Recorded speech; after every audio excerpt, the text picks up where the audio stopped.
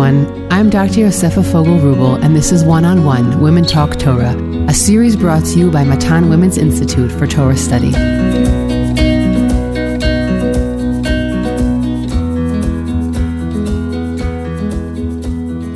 Welcome back to Matan's One-on-One Parsha podcast, where we spend about 30 minutes discussing deep thematic points about the parsha. Our series on Bamidbar is titled Growing Pains, the Journey Towards Responsibility. Each episode explores the manner in which the parsha reflects the maturation of the people and Moshe's leadership during the wilderness period. This week's episode has been graciously sponsored by an anonymous podcast listener. Thank you for your support. If you would like to sponsor a podcast episode in honor or memory of a loved one, please contact the Matan office via telephone or email us at podcast@matan.org.il. These sponsorships enable us to keep creating new content, so if you have deliberated until now, don't hesitate to be in touch. Parshat Pinchas is an interesting mix of narrative and sacrificial details. The parsha opens with the conclusion to Pinchas' zealotry that ends last week's parsha, and in this week he is rewarded. The parsha continues with the war against Midian, assumed to be directly connected to the story of the nation's sin with Moabite women, perhaps because the Midianites and Moabites were tribally, or at least had an alliance with each other. The parsha continues with the second census as the people prepare for imminent entry into Israel.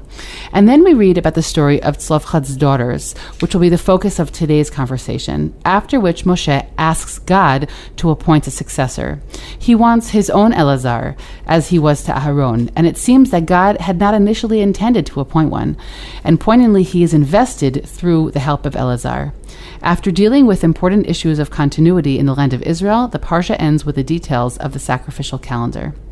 Today, I am thrilled to sit down with new podcast guest Judy Klitsner, who is a senior lecturer at the Parshat Institute of Jewish Studies, where she has been teaching Bible and biblical exegesis for more than 3 decades. Judy is the author of Subversive Sequels in the Bible, How Biblical Stories Mine and Undermine Each Other, which is a book that received a 2009 National Jewish Book Award. Judy is currently working on an original digital commentary on Chumash for the website Sefaria. Judy, it is a pleasure to have you here today. Such a pleasure to be here, Yosefa. Thanks for having me. So why don't we jump right in with a sort of a methodological introduction. I read your book eagerly years ago, and I remember it well, and the way that your commentary tends to run. So why don't you familiarize our audience with the way that works? Sure. So my book concentrates heavily on my 2 favorite methodologies in studying Chumash. And I'm very pleased that the presentation that I want to give here today really touches on both of these. The first one, and I think your audience might be familiar with this, is the leitvort, the guiding word. In Hebrew, we call it a milah mancha, that gently guides the reader toward meaning that is actually emanating from within the words of the text itself. It's a word that repeats itself what seems to be an inordinate number of times within a relatively short amount of textual space. The word just keeps coming back at you. A quick example of this from Parshat Beha'alotcha would be Moshe's plea to Yitro when he wants him to stay with him. And notice the word that keeps repeating here. He says, please come with us. V'heitavnu lach ki Hashem diber tov al Yisrael v'haya hatov hahu asher yetiv Hashem imanu v'heitavnu lach. The word tov appears 5 times within just a couple of verses, where Moshe is telling him, my notion of good is heavily connected with your presence. And immediately afterwards, it seems that Yitro leaves, does not stay, and immediately vayhi ha'am kimit onanim ra.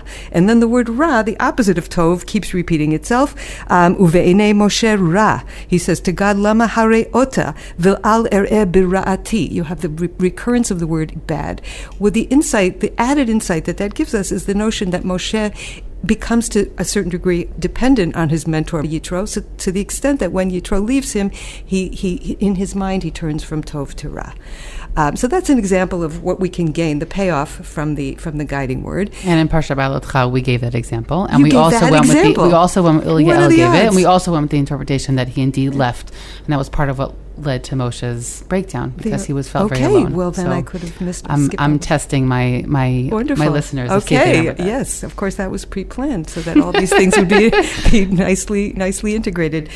And the second method that I'm very, very fond of, makes up the bulk of what I do in my book. It is exposing what I like to call the vibrant conversation that is constantly taking place between biblical passages that borrow heavily from each other's themes and language in order to interpret, sometimes elucidate, expand on one another. And when it gets really intriguing, and that's what I call mining and undermining, sometimes one story will borrow the language and themes of another, not just to expand on it, but to actually challenge its assumptions and even sometimes overturn its conclusions. What we're going to look at today, what I would like to look at, is the story of the daughters of Zelophehad as a kind of regular sequel to the story of the midwives and the very courageous, what they're called as is daughters, banot, in Egypt. The banot of Zelophehad, the daughters of Zelophehad, are a kind of sequel to those banot. But in addition, I think it's also a bit of a subversive sequel to the story of the meraglim, of the spies in Parshat Shalach. Okay, so let's jump right into that. Sure. So a couple words of background. I want to start with what I feel is of great significance in the notion of names. Starting already in the book of Bereshit, Toldot, the idea of genealogies, of naming people. Martin Buber writes very eloquently about this, that a named character is a person of substance, a person of record. And so you've got lists and lists of names. And when Avraham comes into being, and in my book I talk about how he is the antithesis of the story of the Tower of Babel, where they want to make a name for themselves by eliminating names. Avraham is an individual who makes a name for himself, and that's a person who can be in relationship with God. A person who basically, God says to him, Lech lecha, go toward yourself, find your own sense of identity, of value, of worth. And by doing that, that journey will bring you closer to God. So I look at it as developing his name is a search for himself, for his authentic self, and that somehow will bring him closer to God. So that name starts the journey, and God says, ultimately, El ha'aretz asher ar'eka, you will give over this sense of strong self to the nation that will be built later. You won't see it, but you will give birth to it in a sense. And then ultimately those people will have that strong self, so much so that they'll be able to create a society that is healthy and strong within the land. Okay, so that's the background. And when we get to the book of Shemot, it seems that everything is going well. Ve'ele Shemot, Bnei Yisrael. It seems like it's all good. And we get the names. They're named people. But almost immediately the names break down and they turn into this kind of amorphous whole that is turned into slaves by Paro, by his design. And we watch there how Paro gradually puts down a strong and healthy people. We're not going to develop this now, but there's one word for me that stands out in this, which is this kind of anomalous word where there's a description of the proliferation, a miraculous proliferation of the people. Uvnei Yisrael paru vayishritzu vayirbu. And we know that this is language that's borrowed from Bereshit, the creation story pru urvu, and that's all good and very positive, but vayishritzu doesn't belong there. Mm-hmm. Sheretz is like a disgusting swamp creature, and that is used in the creation story. And so I look at that, and to me what that says is that we've shifted into the perspective of the Egyptians, who are looking at this proliferation not as a blessed event, but as a disgusting kind of parasitic, exactly, parasitic. And all the racist tropes that unfortunately we're so familiar with, I think, enter in, starting with that really, really strong word. So they kind of lose themselves, and they're reduced. They lose their names, and this is classic with slavery, where numbers replace names, and we all know how terrible that can be. Anyway, so that, I think, is what goes on there. And I think ultimately the people begin to see themselves that way. They lose that sense of self that was so carefully constructed. And that's when we start with what I like to call, to speak in a very anachronistic way, I've always been intrigued by the concept of the imposter syndrome. I read a lot about it. Apparently, at least 70% of us suffer from it. I think more women also suffer than men. Exactly. Yeah. More professional women, yes. Really successful women. And I was kind of interested to see that Jodie Foster, the great actress who won an Academy Award for that awful movie Silence of the Lambs, sorry Jodie, but here's a quote from her. She says, I thought after she won her Oscar, she says, I thought everyone would find out and they would take the Oscar back. They'd come to my house knocking on the door. Excuse me, we meant to give that to someone else.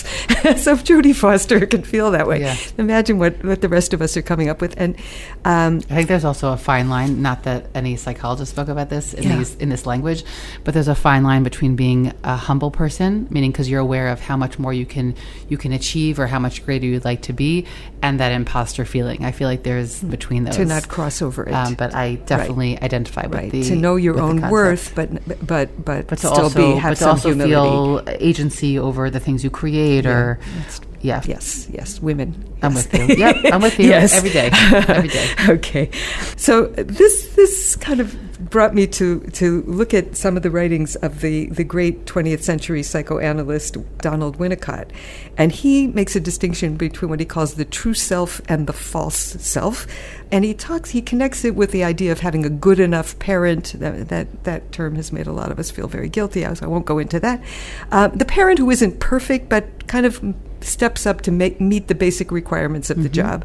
And a person who has a true self, they're more likely to have a true self if they've had that. They have integrity, they have authenticity, they can successfully communicate their own needs, they can feel empowered, they have healthy coping strategies. And I would just add, he didn't say this, but I think they can live with kind of what you're saying, like live with being a good enough person. To feel good enough, I've done it, I can recognize those strengths and still know where I fall short. And he contrasts this true self with what he calls the false self.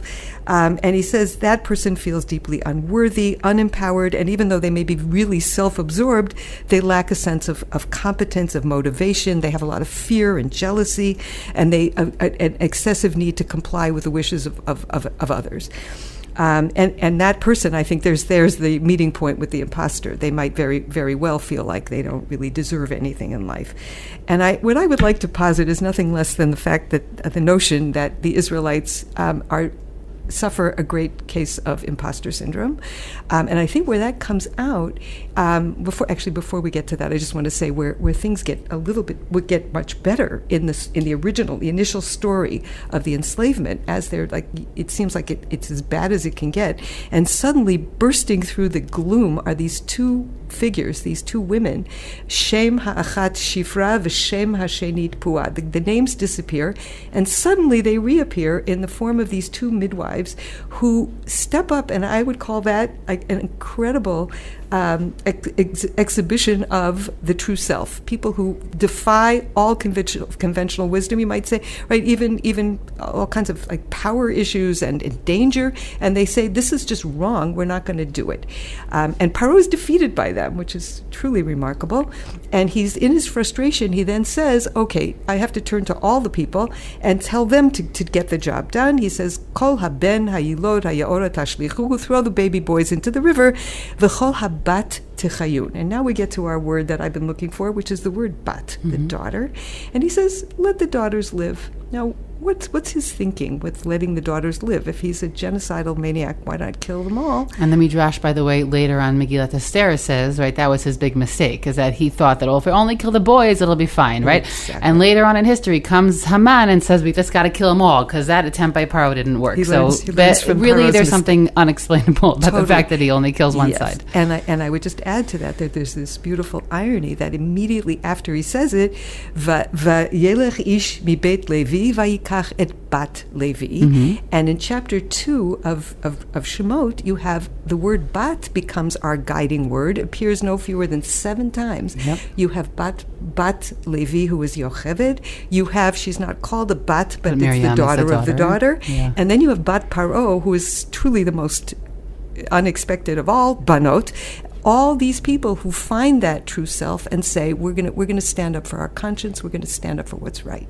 So he's defeated by Banot, and that's the story. But what I would like to think that's the happy ending, but unfortunately, and this is where I want to go with this, that false self, that imposter syndrome is going to be very, very hard to shed. But so your claim now is that these women are actually displaying a true self? Is that the understanding? Yes. Okay, which is interesting because when I think about the way the text represents them, as you said, all of a sudden you have a name or as again all of the women who are highlighted in the second chapter, I guess I usually have thought about it until now as an external reflection on them, meaning it's not reflecting their internal state, but it's the Tanakh wanting to draw attention to them, wanting to draw attention to their heroism. But what you're saying is that you think that the use of the name is specifically comes to highlight an internal space of feeling agency. And I would even add to that the fact that they're called Ivriot sends us back to Avraham HaIvri. It's there's all this discussion among the commentators. What is their ethnicity? Are they Hebrew midwives? Are they Egyptian midwives to the Hebrews? Yeah. I think of it more as an adjective as to their character. They are like Avraham. They are the Avraham figures. It also says Vatirena Hamialdot et Elohim. Yeah. Like Avraham, who God says, now I know that you're God-fearing. They are God-fearing. They are the people who find God. And what we didn't talk about is not only the names missing in this text, God has been missing. God has not made an appearance until the midwives find God. Yeah. They bring God into the story for the very first time. So yes, beautiful. I do see that as something very intrinsic. Okay. Yeah. So we've established the banot. Yes. Okay. Good. Okay. So now comes some of the bad news, and that is the imposter syndrome is having a field day in the desert. There's this repeating trope again and again and again about the people as soon as they meet up with adversity, they say, "Oh, got to go back to Egypt," and that is truly confusing. They have just been tyrannized, and there's this miraculous redemption, and the first problem arises, and they say, "Oh, let's go back to that tyranny." And here, I would just like to bring into this conversation one other great 20th century psychologist by the name of Erich Fromm, who writes really extensively about the idea of escape from freedom. Like, you would think that would be a nonsensical concept, but what he's saying is people desperately fear their own freedom. They because of their sense of myself is not worthy to embrace it. And I think what we've got here is this sense that we're safer with a dictator, with somebody who controls us, than we are with forging our own future. And so that brings us to the story of the spies. I'll just say one other thing, which we spoke quite a bit about in our episodes on the book of Shemot. So there's that dichotomy between the dictator and freedom. There's also the even more basic dichotomy between familiar and unfamiliar, meaning it's just simply leaving what we've been doing for generations at this point and having to go into the desert, into a situation that was genuinely unusual, defying logic, very, very unstable, and going into that situation. And so there's something utterly mystifying. You feel like, well, you finally got out of there, and now you keep romanticizing, right? It's kind of, I think, also like the kidnapper, right, of the phenomenon of Stockholm syndrome. Right, thank you for the appropriate name. But it's sort of this. It's familiar. It's the same reason why anybody would stay in something abusive, right? It's an abusive relationship that is simply familiar and hard to break. So you're right. It's not logical, but it is very human. So there's I feel like multiple psychological layers to their constant recall of the Egypt experience. Yeah.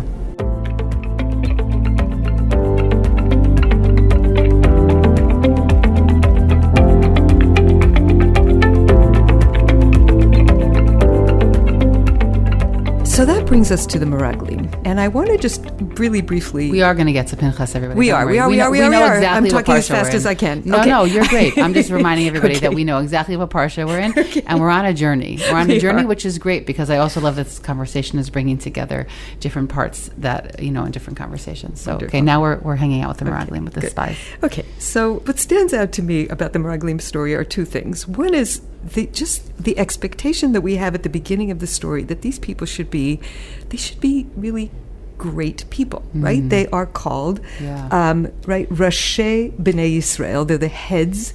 They call Nasi Vahem. They are the leaders, the princes. And we also have a nod back to Shemot, Ve'ele Shemotam, twice, and then again Eile Shemot. Right? It's telling us these are people of name. We expect great things from these people. I would also add to that you would think that if you send 12 Jewish leaders to do something, you would probably have more than 2 opinions that came back, and that 10 of them would agree. And what we have here is something else. They don't live up to it. They squander this opportunity. And what they come back at, the second thing that stands out to me from this story is the notion of fear. I see fear everywhere in this story. It starts starts with the fear of the inhabitants of the land, where they say, right, Efes ki az ha'am. They could have brought back this freakishly large fruit and said, look how bountiful this place is, but instead they bring it in order to show how terrified they should be. The people are very strong. They are Yilidei ha'anak. They're the children of giants. Let's not forget that Amalek is nearby. Like, all the terrifyingly large things are there. In addition, they bring out the fear of the land itself. They acknowledge that it's Eretz Zavat Chalav U'Dvash. It's a land that can really feed its people well. But then they flip that into Eretz Ochelet Yoshveha. It's not just going to feed you; it's going to eat you. Right? This fear. They have fear of each other. Speaking in one voice, everything is in the plural. This like one voice, and I think the people respond in kind. They pick up that feeling, and they are referred to repeatedly as Kol Ha'edah. There's like this one kind of block of people. I think of it as a mob mentality, where it's just all uniform. And what do they demand? Nitna rosh v'nashuva mitzrayma. There it is again. Let us give, literally, or appoint a head. And there's an irony there with Rashi B'nai Yisrael, the heads. Now the head that they want is a head who's going to bring them back to Egypt. So but I want to say the most significant fear here, and that gets us back to our imposter syndrome, and it's just the most overt projection I think I've ever seen, where they say, Vanihi ve'einenu kachagavim, we were in our own eyes as grasshoppers, v'chein hayinu be'eineihem. They don't know how they appear in the eyes of the other people, but they assert that. They are so sure that they are so small, they are these insects. And of course that brings us back to the vayishritzu mentality, that it's still alive and kicking within them. This feeling of we are nothing more than slimy, unworthy, undeserving. And so their response is, we've got to go back to Egypt. Okay, we're finally ready to get to Parshat Pinchas. Amazing. But we're not ready for the Bnot Zelophehad just yet.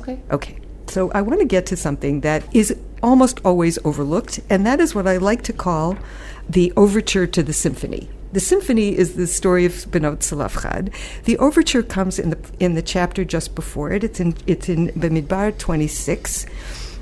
And there, and I'll really just quickly communicate this, but some of our tropes are in there. We have the repetition of the word names, but the word name is used exclusively to refer to women. The men are referred to as mishpachot, as families, but you have v'shem benot Zelophehad, the name of the daughters of Zelophehad, V'shem bat Asher, for no apparent reason, this daughter of Asher is thrown in. And then we name again people whose names we already know, V'shem eshet Amram Yocheved bat Levi. And Miriam, we know who these people are, but the text seems to be preparing us for what we're about to get to. We also have a repetition of the word bat, benot, bat. Again, the story is telling us, get ready for a story that is kind of ode to women, and it brings us back to the Banot of Egypt by actually naming Yocheved and Miriam, who were the outstanding figures there. And then it kind of gives us an entry to the story and connecting us back to the spies by ending with the words, V'lo notar mehem ish, ki im Kalev ben Yefuneh v'Yoshua bin Nun. Not one man remained. And the Midrash looks at this as a really evocative statement and drives a truck through it and says, wow, no man remained, but women remain. Right? This is our invitation to finally meet these remarkable women who are the Bnot Zelophehad. The ending piece of this whole list is Yes. that because of what happens in the desert, and this whole generation is said to have died out, Yes. the only two that will remain from that generation are Caleb and Yoshua. Right. So that the death of that generation is transitioning us into the fact that there are a few women who have survived, and now they're in a predicament regarding land inheritance. Precisely. Okay. Yes, thank you. Well said. So here's where I think the subversive sequel comes in, and overall, it's a reversal of the story of the Meraglim. The Meraglim is a story about people who are offered the blessed land of Israel, and they feel too unempowered, too fearful, too inauthentic, too unworthy to accept it. They say, no, anything other than that, send us back to Egypt. And here we have 5 women who are denied the land, and they find the inner strength to say, no, actually, we demand it. Okay, so that's the reversal. And I would say also that many of us are familiar with the idea that the story of Yoshua and sending his spies is a story, as we read it in the Haftarah, is also a connected story. But this is saying within the same parsha, we have, or within the same sequence of events, we have an internal commentary in that story. Yes. Okay. Here in the story, we have Ve'ele Shemot yet again in introducing them. The names are repeated, and this is really unnecessary to name them again, but this text really wants to name them and really wants to use the word name. And here, the reversal of the story of the Meraglim are these were people of name. They were supposed to be people of name, and they squandered that opportunity. And here are women who embrace their name. They, in a sense, reclaiming the shemot, ve'ele shemot of the story of the move into Egypt. They're bringing themselves back to the midwives and kind of overturning the meraglim on their way. We also have this wonderful verb, vata'amodna. They stand up. I love that story, and you mentioned Megillat Esther earlier. That word stands out there too, where right after Mordechai gives Esther her pep talk, where this is your moment, and I think what she's suffering from also is this kind of paralyzing fear. And he says, this is your time. You really need to step up, even if you're not perfect. And then vata'amod, she gets up and she does it. So here, I think this is really powerful. And these women, they're not standing up to a tyrant, but they are standing up to all the symbols of power that exist: religious power, political power. Right? Who is it? It's vata'amod lifnei Moshe, Lifnei Elazar HaKohen, right? These are all the greatest people in their system. V'lifnei HaNisi'im, those Nisi'im, I think that might bring a reference back to the Meraglim story, where the Nisi'im did not do what they were supposed to do. Here, the daughters of Zelophehad are standing opposite those Nisi'im and showing them how it's supposed to be done. V'chol ha'eda, also they're standing up against that mentality of a mob. They're saying, you all believe the same thing, we're going to stand opposite you and say something else.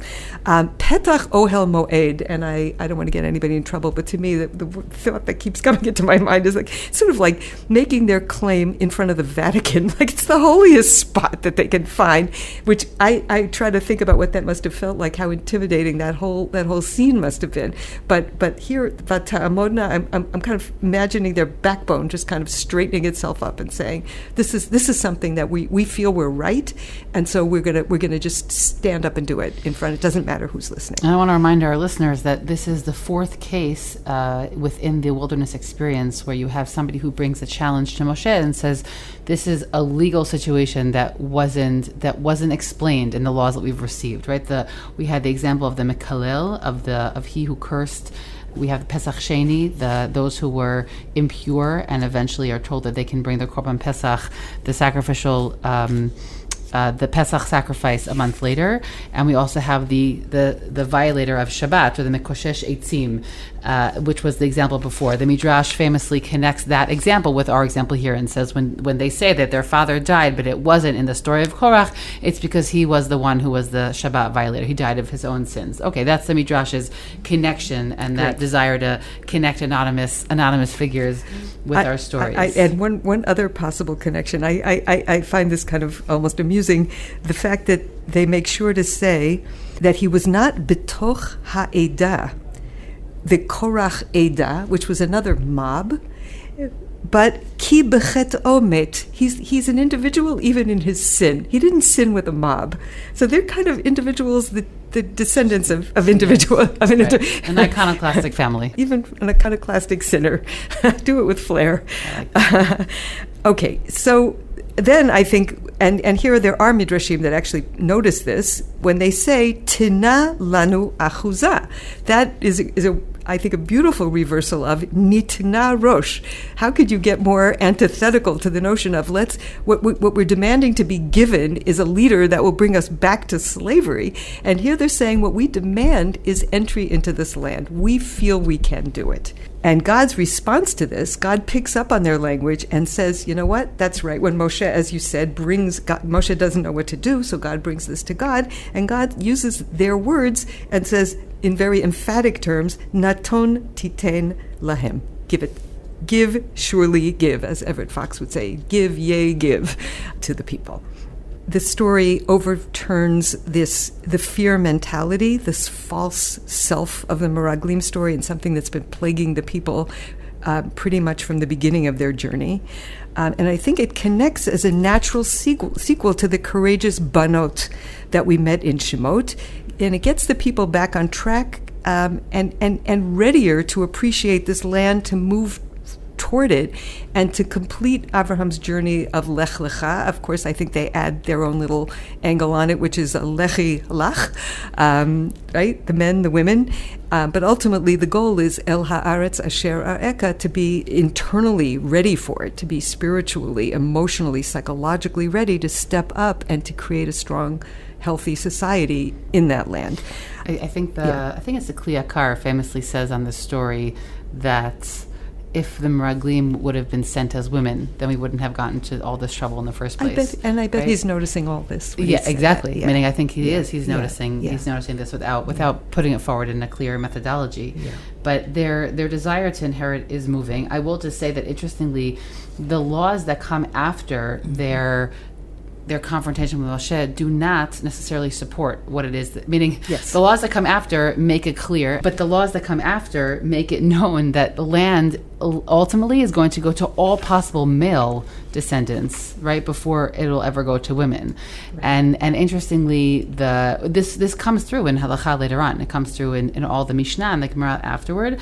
But in this particular moment in time, when they're living so tribally and so within their own clans, the concern, right, this text is really in dialogue with the notion in Vayikra, I think in the 23rd chapter, where land should stay in a family. The land of Israel needs to stay there, and it has to be inherited, and it should never be lost. And so they're sort of responding to that, I would say, even almost intrinsic, or sort of they have a knowing sense inside that they don't want to lose that, they don't want to squander that land.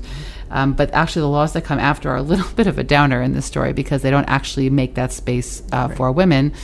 So that's just an interesting point about the correlation between the legislation that comes after and their actual plea. But I think that what you're saying here, how they're bringing up both Abraham and the women in Sefer Shemot, and they're really the opposite. They're clawing for their ability to inherit land as opposed to squandering it with their Meraglim, is a really amazing way to thread those pieces together. I would add 2 points, and I agree with you completely that it's mitigated later in a serious way, and even with the same language, Kain Dovrot, Kain Dovrim, it's all there. But I would say that the daughters of Zelophehad leave us with 2 very lasting gains. One of them is, I think they do succeed in changing the mindset toward the land. Beautiful. I think that's one thing. And the other is that they manage to create new laws and create the precedent that laws have to take into account the legitimate claims of women. And I think, as we move forward in history to this very moment, that grows to such an extent that it sometimes feels miraculous how far we've come with it. The idea that women have legitimate needs within halakha, and those have to be addressed. I think also in the opening to Parshat Chukat, I had said that if in Bahalotcha we see like the demise, we have those inverted nuns and there's this demise, I feel like we're on a slow climb up when we get to Parshat Chukat.